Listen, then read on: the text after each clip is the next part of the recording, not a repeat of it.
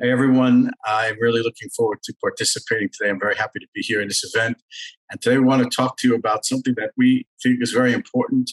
And of course, this is kind of a leading question. Can telcos afford not to provide cybersecurity to the mass consumer market? And so we're going to go get into that in a second. I'm Barry Spielman, Director of Product Marketing from Allot.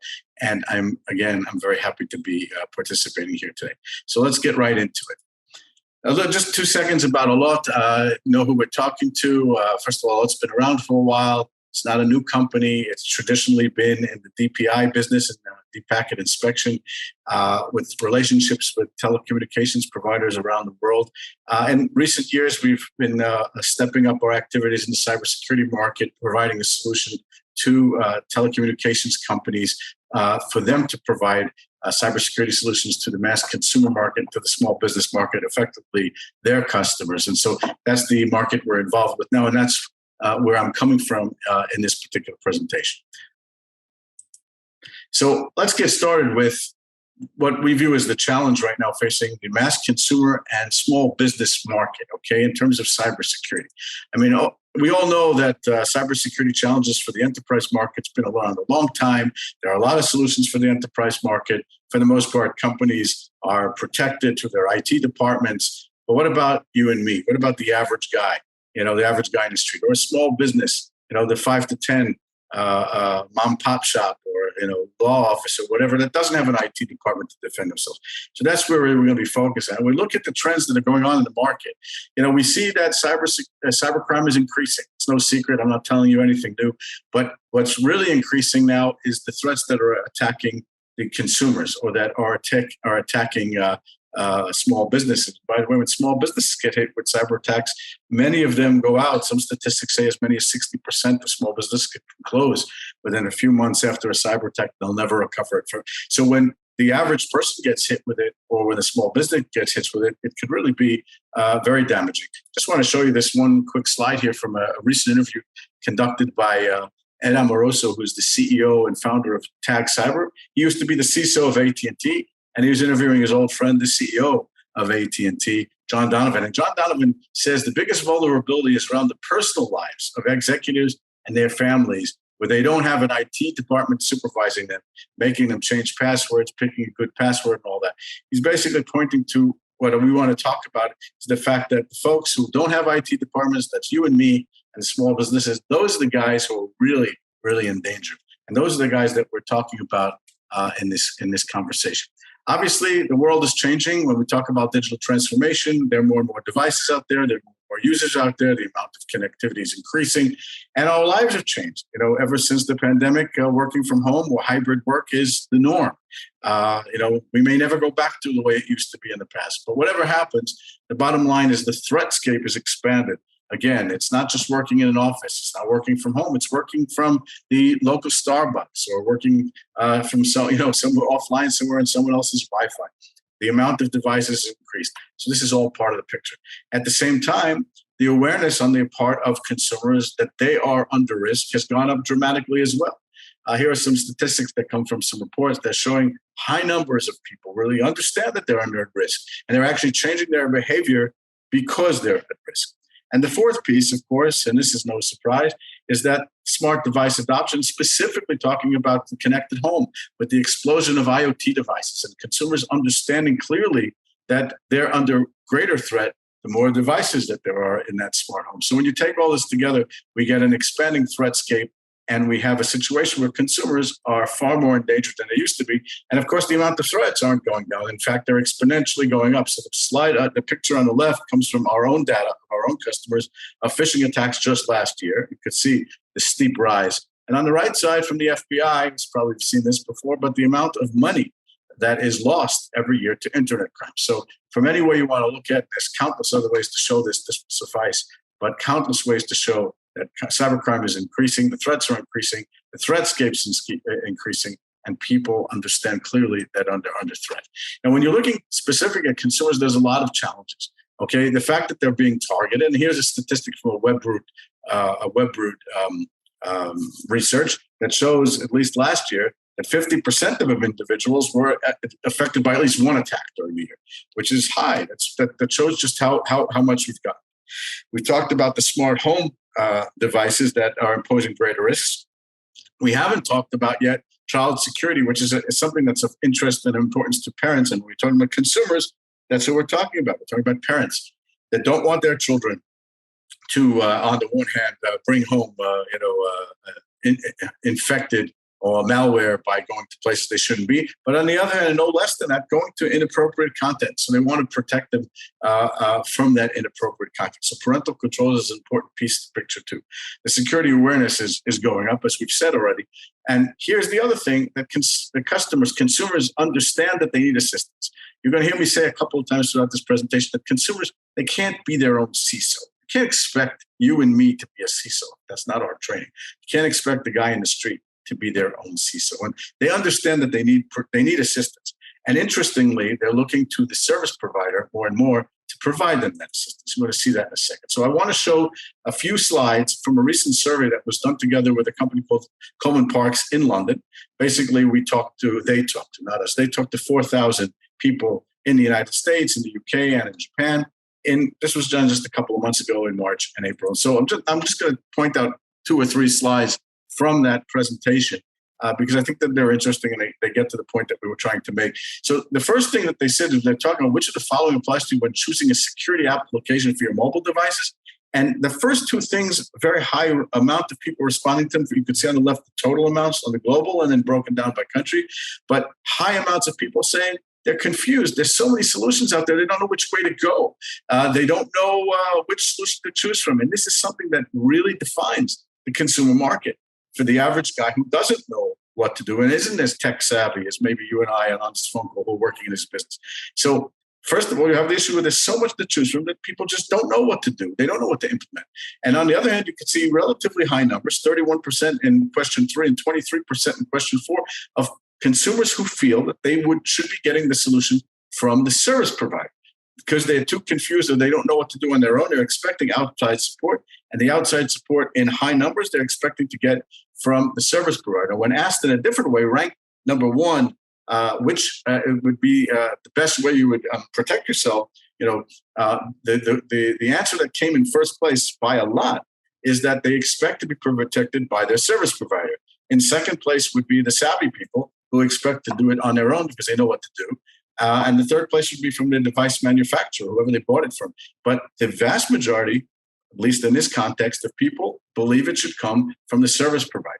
Okay, now they're willing to pay for it. They're willing to pay for that service protection that they get from the service provider. On average, when we're talking about mobile protection, it's about $3.87 worldwide when weighted globally. But you could see here between $4 and $10, it's another 50% of the population that would be willing to pay even more than that, even more than $3.87. So when you look at it on the broadband side, it's even higher. No, it's not a surprise that people are willing to pay more money for that. But even 50% more people would pay more than the $5.51. So they expect service providers to provide that service, and they're willing to pay for it.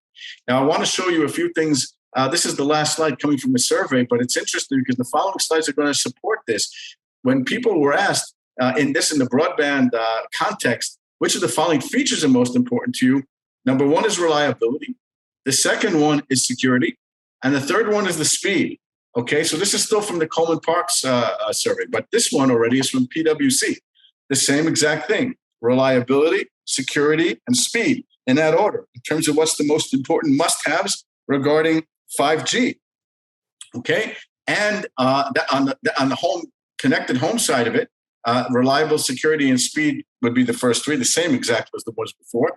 And on the mobile internet side, reliability, unlimited data would be number 2, and security would be number 3. So security is among the top 3 in all of these scenarios. And just to round it out, we'll go back to that. I skipped the slide. This is from AT&T. Here's a service provider that's already gets it and is already doing this. So their promotion in the context of providing cybersecurity is it's speed, it's reliability, and security. Same top 3. AT&T is among those service providers who are already providing security services across the board, especially in the 5G context. What we call a core offering. as opposed to maybe a niche value-added service. They're already providing it as a core offering. But again, keep in mind here that they're catering to speed, reliability, and security, which we saw in several contexts. This is what the expectations are coming from the market. So all of this is basically leading to an opportunity that's out there for the service providers. We've already talked about the confusion in the market for the consumer. What this really translates to is the very small amount of consumers are actually downloading security applications. Our statistics show maybe 5% of the population is doing that, and it's been corroborated by our customers who more or less are telling us that that's accurate. So even if we're off by a bit, the vast majority, 90%, 95% of people out there, consumers out there, are not downloading security apps. Maybe because they're confused, like the statistics showed in the survey. Maybe because they don't have the time to deal with it. Who knows what the reason is? But the vast majority of the people are not downloading it. In short, security apps are not solving the problem. Okay, and here's a quote here from Tag Cyber, a report that came out a couple of months ago. And by the way, if you guys are interested in this report, reach out to us. You have my email at the end. We'd be happy to send it to you. It's a very interesting report. And it makes the statement that the opportunity for telecom providers to offer a simple, clear package of cybersecurity protections for homes and families appears significant. And one of the reasons that they go on to talk about is because there's such confusion. And we saw that in the previous survey. Because there's such confusion, the ability to make it simple and to provide it and take the burden off of their hands is very powerful. So again, we're seeing that opportunity here. But it's not just that there's an opportunity from that point of view because it's expected and because they can, because they're in a great position to do it. The service provider is the sole provider of access to the network when it comes to internet. It's coming in and out of his network, so he controls the access. So he's able to block any threats because he controls that access. And he's already in touch. It's sort of a captive audience. I mean, multiple touch points. I mean, there's billing. People are walking into stores. They're in touch with their customers in numerous ways. And so not only are they in a position to physically do it because they sit on the network, but they're already talking to these people. So it becomes relatively simple to do. And we believe, at least here at Allot, what we're coming and saying is that this, what we call network-based security, because it's being done from inside the network that they control, is the next big thing for CSPs. Subscribers are more vulnerable than ever. They expect to be protected, just like we said. And on the other hand, other aspects of what might have been differentiators in the past are becoming commoditized. Today, connectivity has all but been commoditized. And when we move towards 5G, even speed's going to become commoditized. And therefore, cybersecurity stands to be a significant differentiator, which CSPs or telcos could then differentiate themselves, set themselves apart, put the flag down and say, hey, we're not only the fastest, we're also the most secure. Okay, so they'd be improving the user experience of their customers, not only because they'll be preventing a cybersecurity attack. I don't know if you folks remember that kind of interesting bumper sticker that used to be on the back of cars that said, one nuclear bomb could ruin your whole day. Well, of course, it's the understatement that's involved here. But one cybersecurity attack on you can ruin your whole day, so to speak. So by preventing that, obviously, you're improving the user experience. But because it's network-based, it becomes what we call zero touch. The ability for users to onboard is just a click, and then they're protected. So there's almost no effort involved. That improves user experience, too. It makes it easier to do.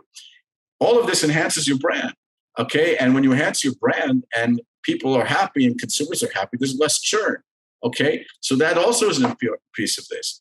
And when you're talking about specific, say, for 5G, and we're seeing this already with North American telcos, they're viewing cybersecurity as a driver to move people to migrate to 5G. Now, 5G comes with tremendous promise, we all know, okay? But it also comes with some vulnerabilities. The very structure of 5G is far more vulnerable for cyber attacks. Not only the network itself, because of the way it's built, but also the consumers who are on the network. So the ability to protect them and to protect the network is another value to the consumers. It's another driver. And if you're differentiating yourself by you're secure, then that's a way of moving people or driving people to adopt 5G. So it's another important piece of the puzzle. And all of this together ultimately leads to, and maybe some will say this is the most important piece. We're hearing that may not be the most important piece, but it's part of the puzzle and a very important piece. is it will increase revenues. And telcos are always looking for ways to generate the revenues. Who isn't? Okay, so now I want to move to a little bit about the security solution that we at Allot are providing to the telcos. Remember, we're providing a solution white level to the telcos, who are then providing it to the mass consumer market and also to the small business market. So we're coming from the perspective. I'm not going to go into the products. That's not for this presentation, of course. And if anyone's interested in learning more, they're welcome to reach out. But at the high level, just a little bit about the concept. So it's the solution is called Allot Secure, and the idea is to provide what we call 360 security. That is, anytime, anywhere, any device, any threat, multi-layered security. First of all, on the network to protect the mobile network, behind the router. If you're at home, for the connected home, all the IoT devices behind the router, also the router itself being protected, and also off-net.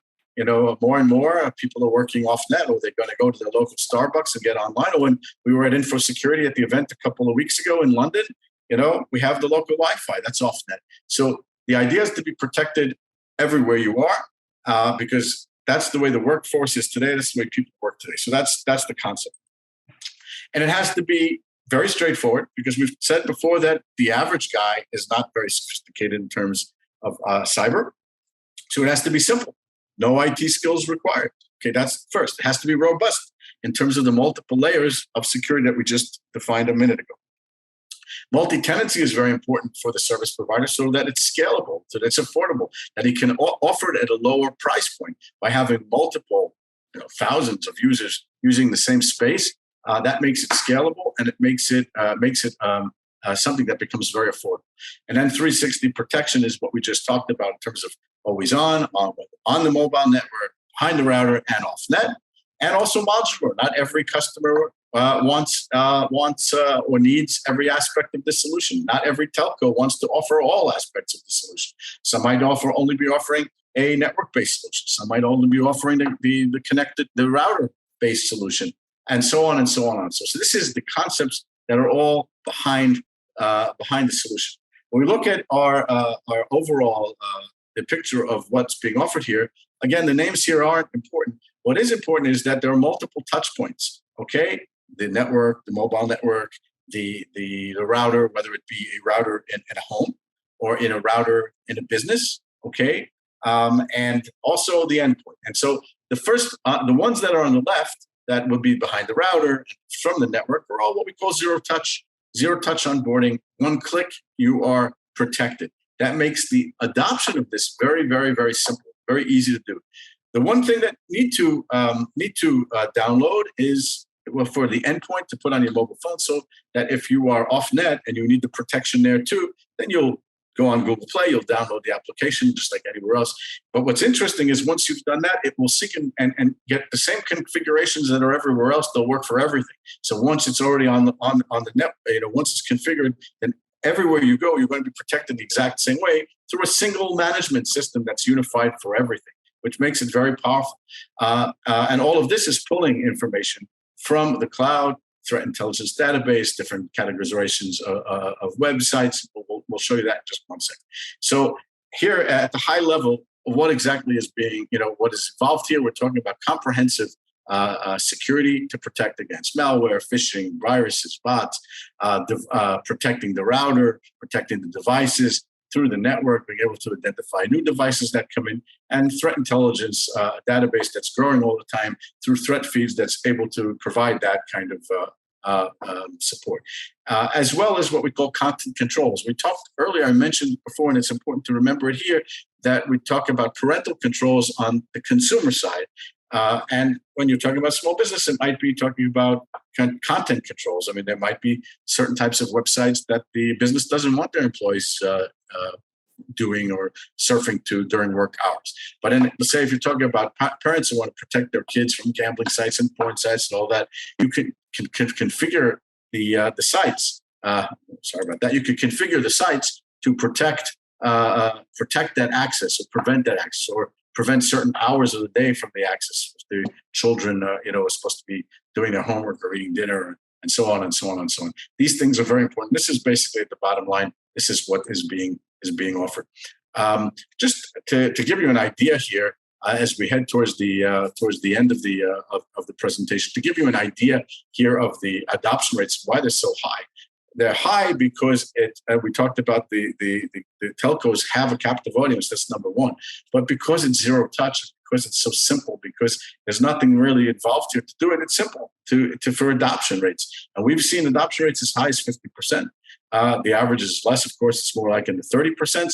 The lower thing you're looking at are rates in Europe, various different telcos who are our customers, and on the top you're seeing SMB customers.